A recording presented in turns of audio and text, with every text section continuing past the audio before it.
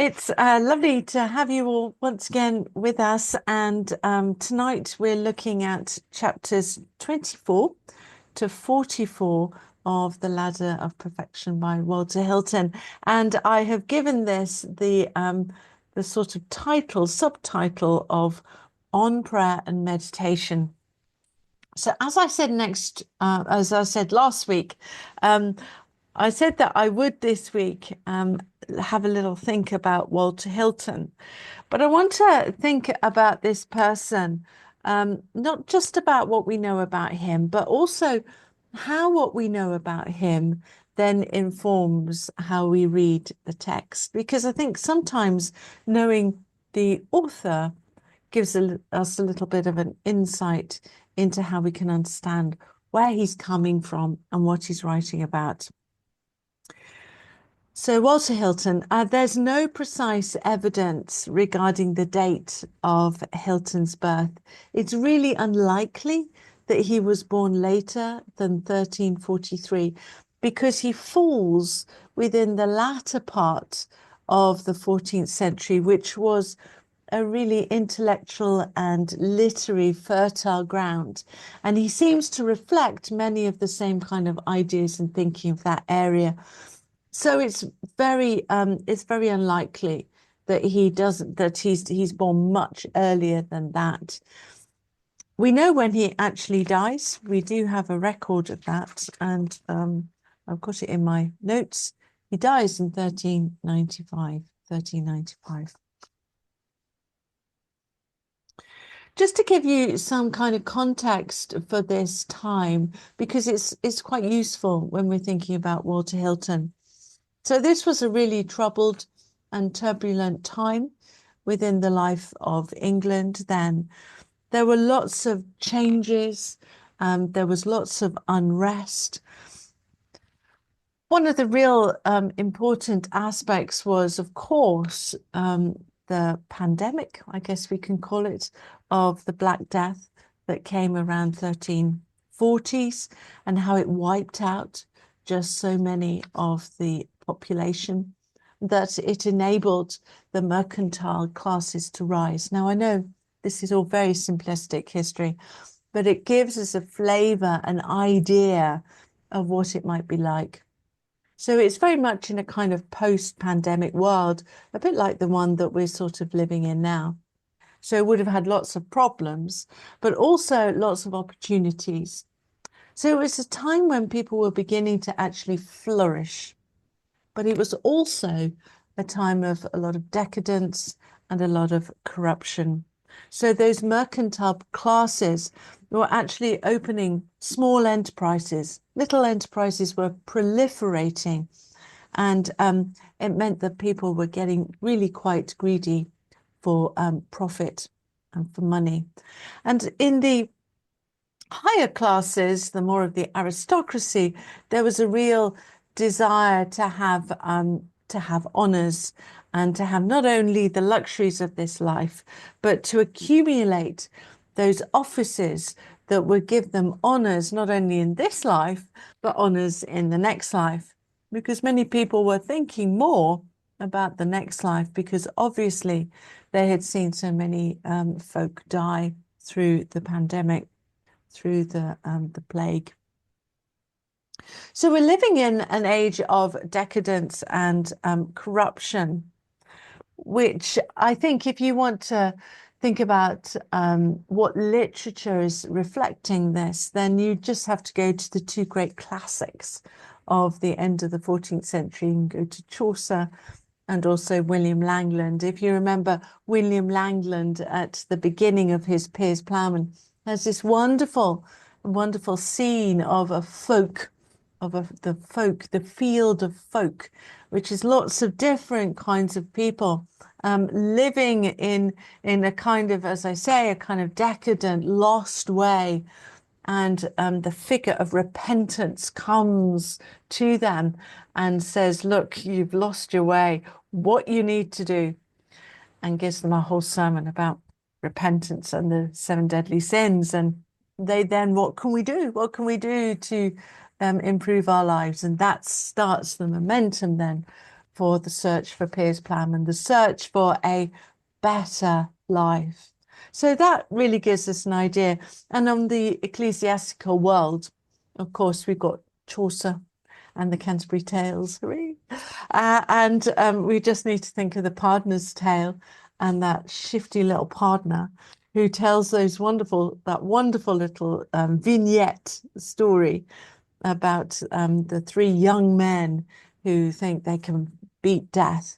And of course, they end up just killing themselves, killing each other over some bags of gold.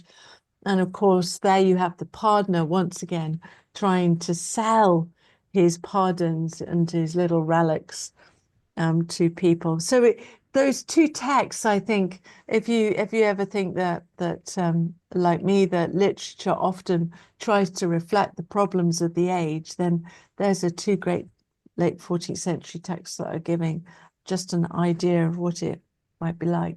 So there's a sense that monasticism, the other way of life, the ideal way of life of following Christ and, you know, selling all you have and come follow me, as Jesus says within Matthew's gospel, that even that has become really quite corrupt now because it's become so linked with property, with success and industry, and also with taxing people on their tenanted farms.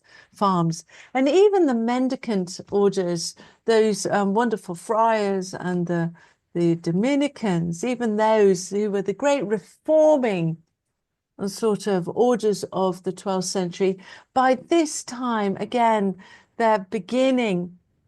There's a sense in which even those ideals are falling away, are becoming quite corrupt by popularity of all things, which is a bit strange. And I think that's where we get the caricature of the sort of Friar Tuck figure who's supposed to follow poverty, you know, and be, you know, and sort of beg for his food. And there we have him, a big portly gentleman, you know, who has all the beer and hands it all out. And I think that's probably where that caricature sort of begins and then is beautifully picked up later of course, in the 19th century by Walter Scott. And what's going on in the church? What's going on in the hierarchy of the church? Well, as we all know, you know, what's going on the ground is often reflected in the hierarchy, and what's happening in the hierarchy is often symptomatic of what's going on. It's all pretty much linked.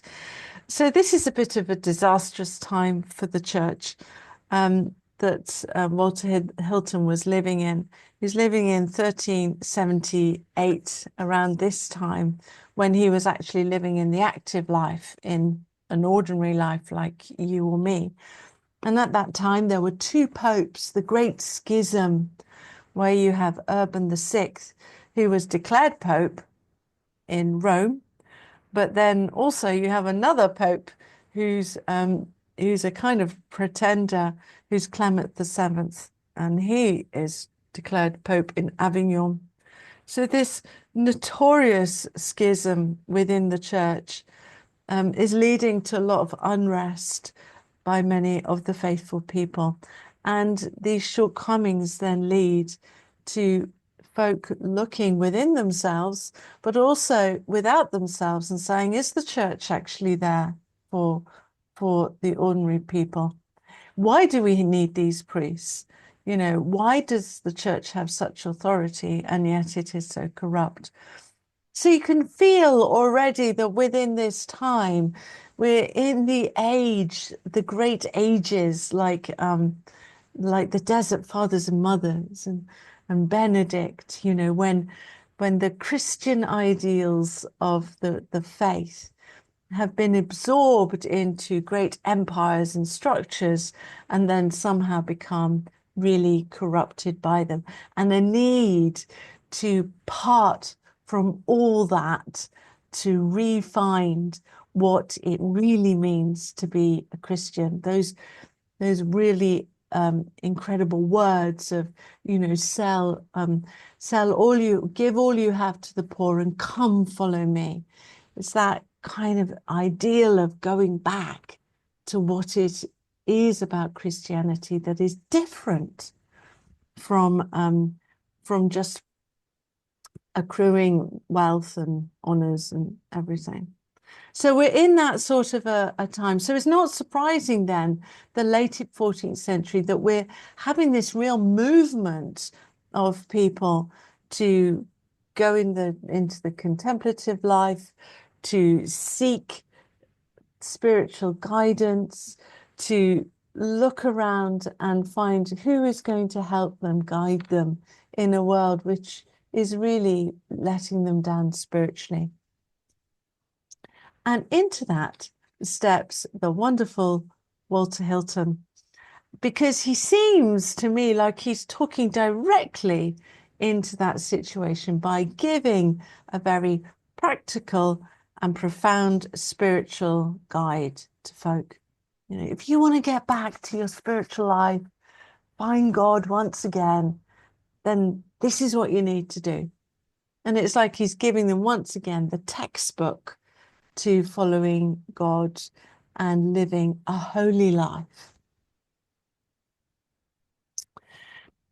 And it's interesting that he's not only talking to like this book is written for anchoresses, but we also begin in these chapters to hear that this is actually a text which is written for all Christians, all people.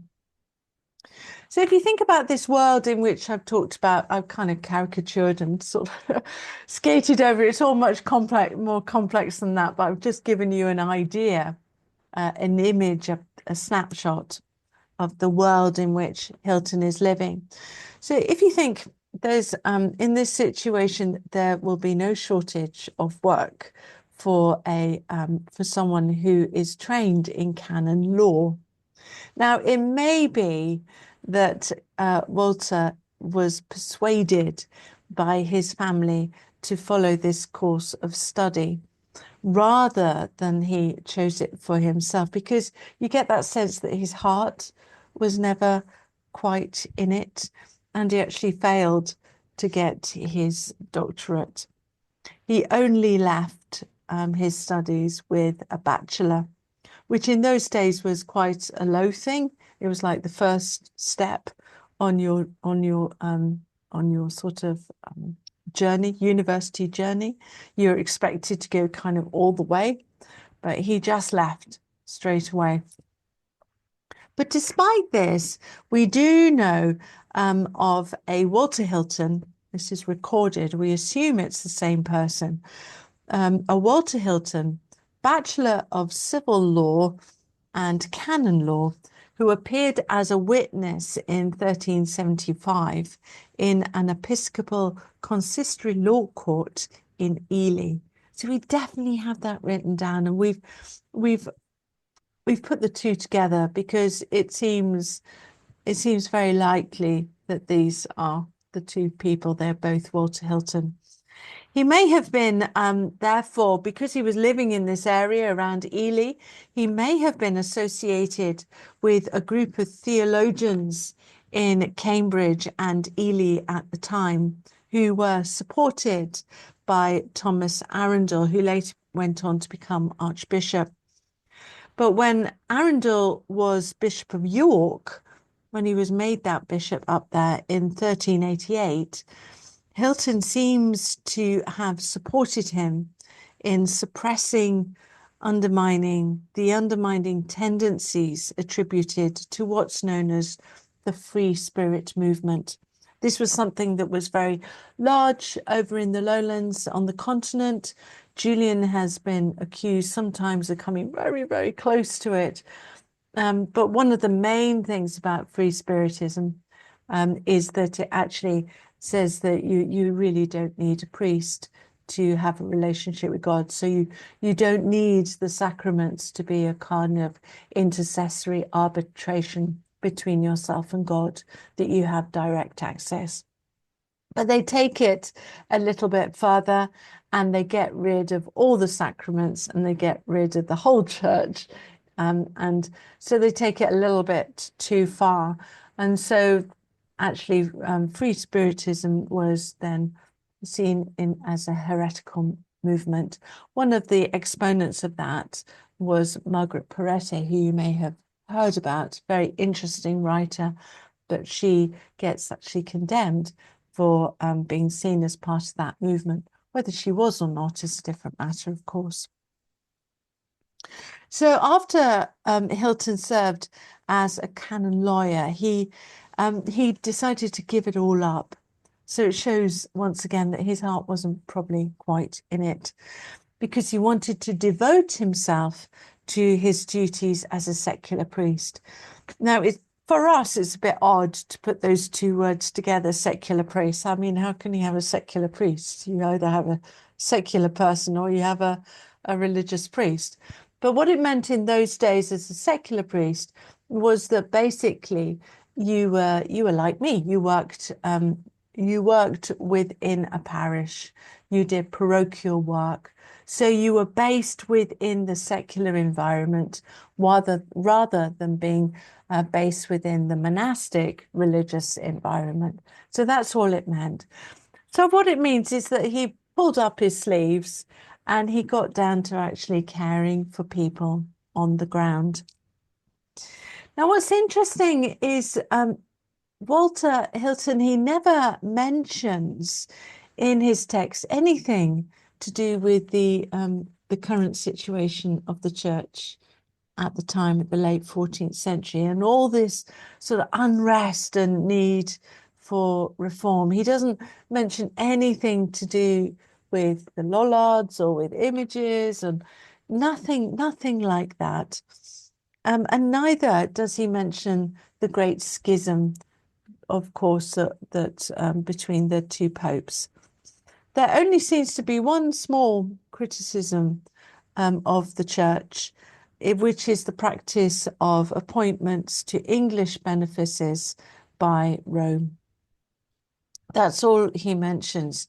He's quite harsh on some other writers like Richard Rolle, and he's quite harsh on some of the contemplatives who he says just gaze up at the sky, and they call that contemplation.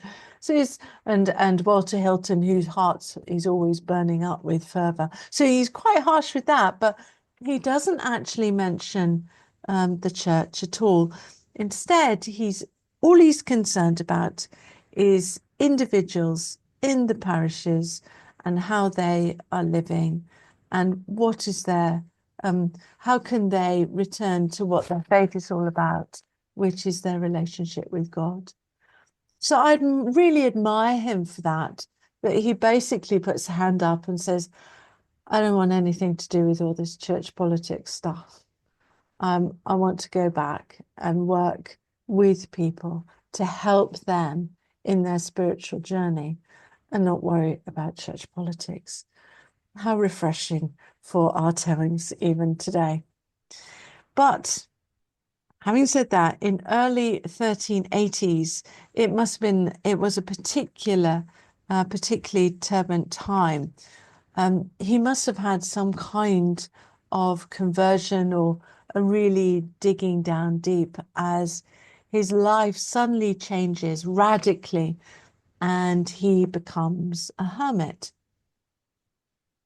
Now, we have a letter written from Hilton to a priest who likewise studied canon law and was thinking about renouncing the secular life. And Hilton recommends that he follows his vocation and gives up the allurements and aberrations of the world as he has done. So that's real evidence there, primary sources, evidence that he went off and lived the hermit life. But he didn't live it for very long, because he soon left that life, that solitary life. Now, we're not sure why, but it seems that once again, he was drawn to his true love And we know that wasn't canon law. And we know that actually it wasn't the solitary life as a hermit, because his real love was actually for the study of theology. His commitment to theology was further strengthened by listening to the Franciscan Louis de Fontainebleau from Aragon, who lectured on the Peter Lombard commentaries on the Psalms in Cambridge in 1383. And we know this because Hilton went back to translate a part of the lost original of the Spaniard's work, and it's called 8 Chapters on Perfection. And he also does some English translations of some of the commentaries on the Psalms. So this is an area that is really influential to him. Another person who's very influential is an Augustinian monk known as William Fleet. I quite like William Fleet as well. And he wrote this very influential book called Remedies Against Temptations. And you can find it, it pops up, ideas from that book keep popping up in places that you are most unlikely places. It comes in Walter Hilton, but also it comes in Julian, no less. And again, it gives Remedies Against Temptations is again another practical way of how to live a holy life, how to live the Christian life, to follow the teachings of Jesus. Now, William Fleet, he like Hilton, he didn't complete his studies, but he left Cambridge just with that bachelor degree. And he also, like Hilton, went off to become a hermit. Now, whether Hilton personally knew William Fleet, we don't know, but we are definitely sure that he knew of his writing, and that his writing and also that of the Franciscan Louis influenced his understanding and theology that lies behind the ladder of perfection. Thus, it's likely that Hilton sought the theological training in Cambridge, and this would also explain his profound theological knowledge that gave him that expertise to be able to write the Ladder of Perfection. In 1386, he entered the Augustinian priory of Thurgerton near Southwell, which is in Nottinghamshire. And this move may have been motivated not only by his unwillingness to religious secular tasks by becoming a monk, but also because it corresponded most closely to his theological training that he had received from Cambridge, but also he was very influenced by the Augustinian area of St. Victor, Richard of St. Victor, Richard of St. Victor, and all that thinking at the time. So as an Augustinian regular canon, Hilton would have combined beautifully that monastic living in a priory. So they would have lived together in a sort of quasi-monastic life. They would have prayed together, but then they would have worked as secular priests within the community. So it combines the prayer life of the monastic with the active life of being a priest within the community. Now, that starts, as you can see, starts to play in to what we were talking about last week, about how he sees the active and the contemplative life as not being quite as separate as maybe other writers had perceived them to be, and that he brings them both together, and that more often than not, he sees the ideal way of living is a mixed life, not one which is entirely monastic or entirely contemplative, but a mixed life. But as we know, he's writing for someone who is within the solitary life, who is an anchoress, and so is living that very secluded, well, is it secluded, but it's very set apart from regular society, ordinary world, to live in that sort of in-between place where she can actually pray for others and live that holy contemplative life. So it's very interesting that actually when we think about Hilton's life, not only how the time in which he was writing, but also his personal experience, but also what he thought, his theological learning, is all playing in to how he writes and what is important within this text, the ladder of perfection. And the other aspect that we must take into consideration that is what he actually hears from those parishioners around Thurgerton.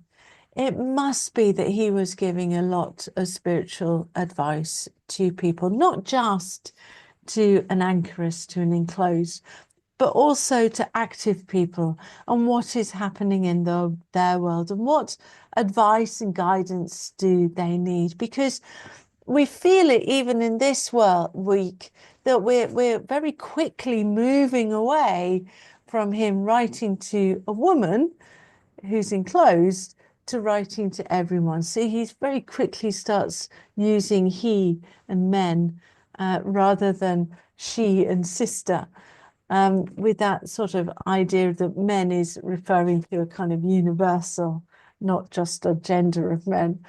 But sadly, that whole kind of universal way it was taken for many, many centuries.